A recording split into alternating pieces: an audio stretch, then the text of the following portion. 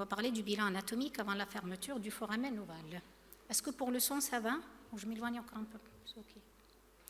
Voilà, donc c'est quoi un FOP? Ça a été présenté tout à l'heure à l'embryologie. C'est le défaut d'accolement du septum primum et du septum secundum après la naissance qui réalise un chenal qui fait communiquer l'oreillette droite et l'oreillette gauche. Voilà.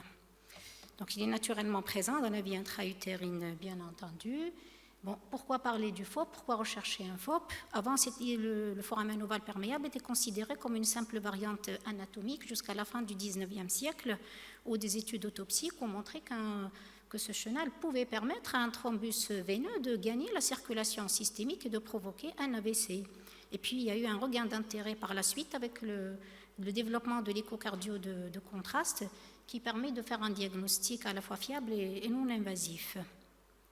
Voilà, donc parmi les situations cliniques qui peuvent avoir une relation avec le FOP, donc il y a surtout l'AVC ischémique cryptogénique du sujet jeune de moins 60 ou 55 ans, là où il y a un lien de causalité qui est vraiment établi, de même que l'intérêt de la fermeture dans la réduction du risque de récidive. Et on insiste bien sur le caractère cryptogénique de l'AVC, parce que si l'AVC n'est pas cryptogénique, il n'y a pas lieu de chercher le FOP. Donc ça a été le bilan étiologique de l'AVC du sujet jeune a été présenté par le professeur Fakraoui.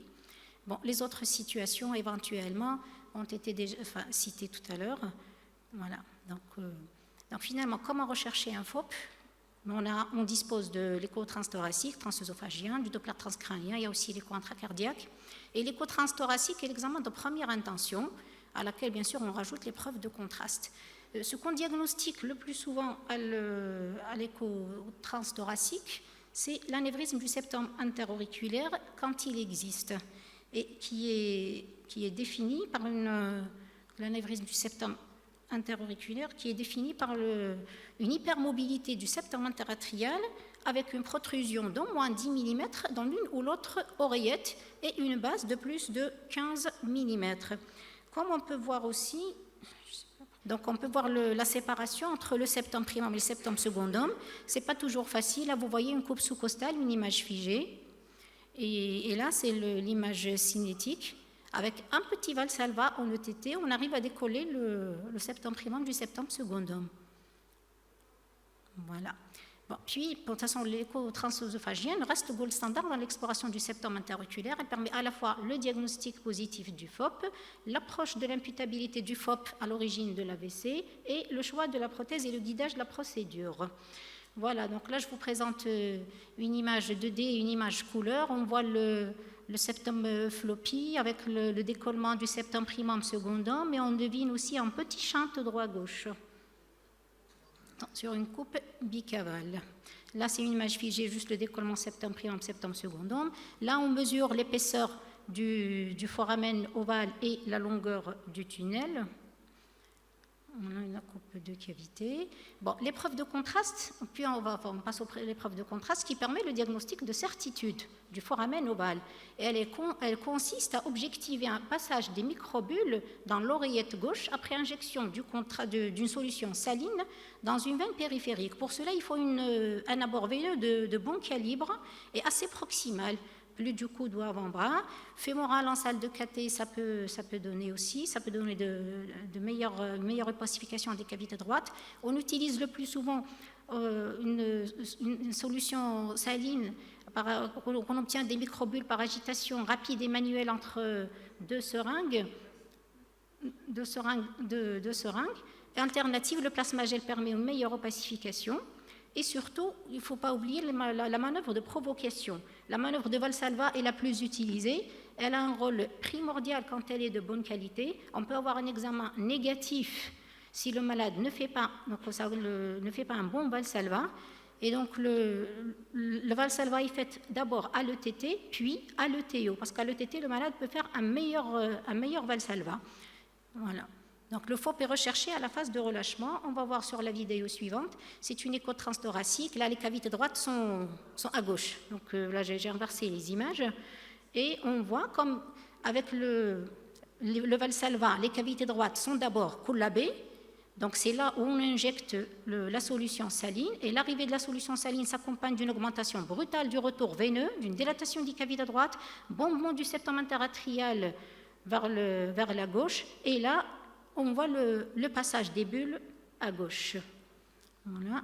Une autre, la vue en ETT, c'est la même image de tout à l'heure du septum floppy.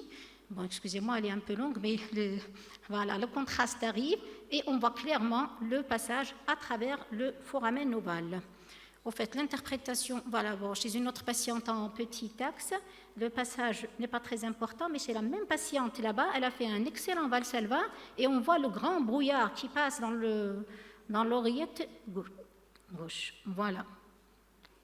Donc l'interprétation, on considère qu'un test est positif si on a plus de 3 bulles dans les 3 premiers cycles après injection ou relâchement du Valsalva. Il y en a qui considèrent jusqu'à 5 cycles. Ça peut prêter à confusion avec un shunt intrapulmonaire. Et puis, au-delà de 20 microbulles, le shunt est considéré comme important. Comme je vous ai dit, il y a de nombreux facteurs de variation. C'est la qualité du Valsalva.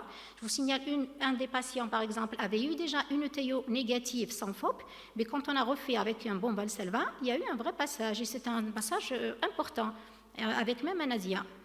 Voilà. Il y a aussi la technique, des fois par voie fémorale, ça peut mieux passer, et la pression de l'oreillette gauche. Donc les situations, enfin pour n'importe quelle raison, si la pression de l'oreillette gauche est élevée, la solution saline peut ne pas passer. Donc il faut savoir répéter les examens. Voilà. Bon, les éléments à préciser, on en a parlé, la longueur du septum, l'épaisseur du septum primum secundum, la mobilité, la présence d'un ASIA, la longueur du FOP, l'existence d'un shunt à la couleur, d'une éventuelle valvule de Stachy, d'un réseau de Chiari, tout ça doit être noté et la présence d'un de ces éléments va classer le FOP plutôt comme complexe.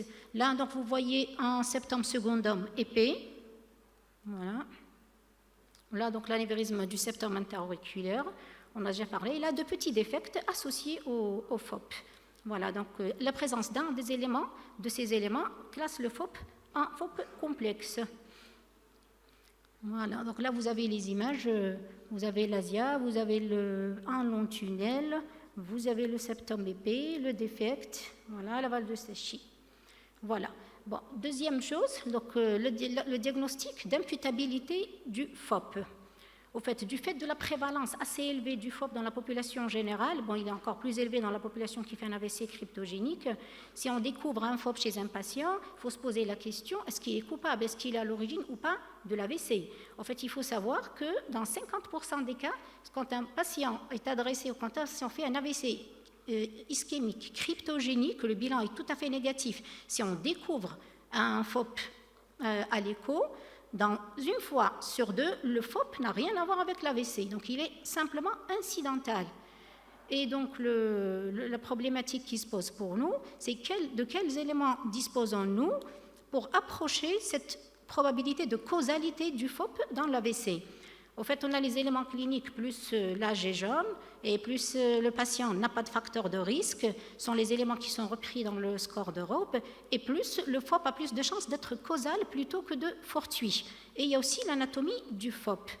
En fait, là, le score d'Europe que vous connaissez, avec un maximum de 10 points, et à l'âge jeune et l'absence de facteur de risque qui donne le plus de points. Donc vous voyez qu'avec le score Europe, plus le score Europe est élevé, et plus la probabilité qu'un FOP causal est élevée. Voilà. Donc on peut améliorer le score d'Europe par des éléments anatomiques. Et les éléments anatomiques qui ressortent dans les études, ça c'est connu depuis déjà plus de 20 ans, c'est la présence d'un shunt important et la présence d'un ASIA qui sont fortement liés à l'AVC. Voilà. Il y a aussi, par rapport au risque de récidive, le risque de récidive aussi a été évalué dans les études, et l'élément anatomique qui a le plus de poids dans la récidive, c'est la présence d'un ASIA, que le foramen ovale soit à shunt large ou pas. Donc on voit que l'ASIA est le facteur qui a le plus de poids. D'où la classification de Pascal qui a combiné le score d'Europe avec les éléments anatomiques. Donc là, on se retrouve, quand on combine les deux, on se retrouve dans 3 sous-groupes. Les cas où à la fois le patient a un score clinique élevé, ROP, des éléments cliniques et des éléments anatomiques, et là, l'association FOP est très probable à l'origine de l'AVC. Où il y a les cas où l'un des deux est faible, un score faible avec un ASIA, ou un score ROP élevé sans ASIA, là, l'association reste possible et il y a un bénéfice à la fermeture. Mais par contre, il y a des cas où le score ROP est faible, un petit passage en shunt modéré, sans ASIA, sans autre, un sujet qui n'est pas très jeune, qui a des facteurs de risque. Là, il faut se poser la question de la fermeture parce que la probabilité de l'association est faible.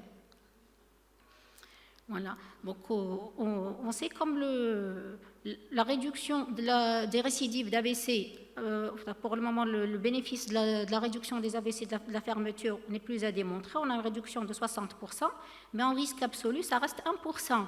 Si bien que pour éviter un AVC à 5 ans, on doit traiter 33 patients et à une année, on doit traiter 167 patients. Donc, il faut quand même identifier les patients qui en bénéficient le plus.